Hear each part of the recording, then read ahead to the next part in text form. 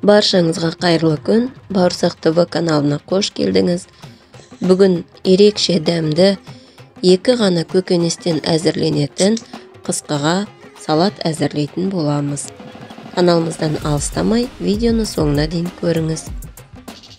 Ол үшін бізге қызанақ, тәтті болгар бұрышы және дәмдеуіштер, сірке суы, тұз, қант және сұйық май қажет болады. Барлық қажетті затты видеоның астына описание бөліміне жазып кетемін. Ең алдымен қызанағымызды тазалап жуып, қажет емес жерлерін алып тастап, ет тартқыштан өткізуге дайындаймыз. Ет тартқыш болмаса, орнына блендер немесе өткіш пайдалансаңыз да болады. Барлық қызанағымызды өзімізге ыңғайлы етіп дайындап алып, ет тартқыштан өткізіп аламыз.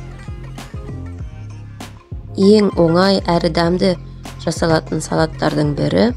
Міндетті түрде жасап көріңіз, арнамызға тіркелуді ұмытпаңыз. Барлық тартылған қызанағымыздың көлемі 2 литр болуы қажет. Арнайы ыдыста немесе 2 литрлік банкаға салып, өлшеп алсаңыз болады. Болгар бұрыштарымызды да тазалап, жіңішке етіп турап аламыз. Ұзыншақ соломка тәрізді етіп турауыңызға болады, немесе қысқа етіп турасаңыз да өз қалауыңыз бойынша. Бұрыштың ортасындағы дәндерді видеода көрсетілгендей етіп алып тастасаңыз ыңғайлы, және ортасынан бөліп керек емес артық заттарын алып тастаймыз. Тазаланған бұрыштарымызды қалауымызша жіңішкелеп турап аламыз.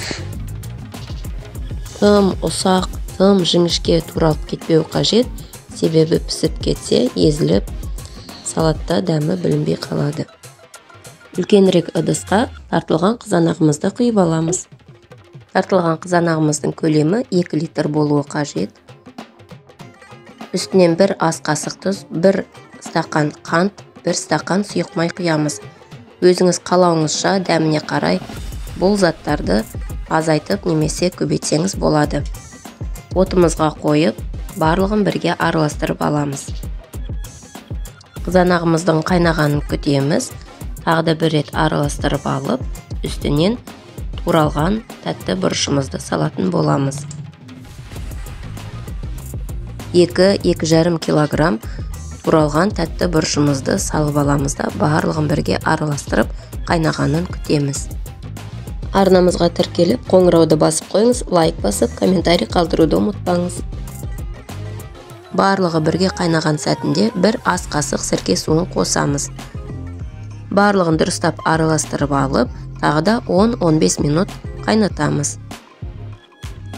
Арасында тағы да бір рет араластырып қойсаңыз болады, астын үстіне аударып, барлық бұрышымыз дұрыс пісу үшін. Менде 20 минуттай уақыт өтті. Оттан алып, стерилденген банкаларымызға ыстық күйінде салып аламыз. Иісі хош иісті, тәбет ашарлық, сондай дәмді, қыста рахаттанып жейтін боласыз. Міндетті түрде жасап көріңіз, ас болсын.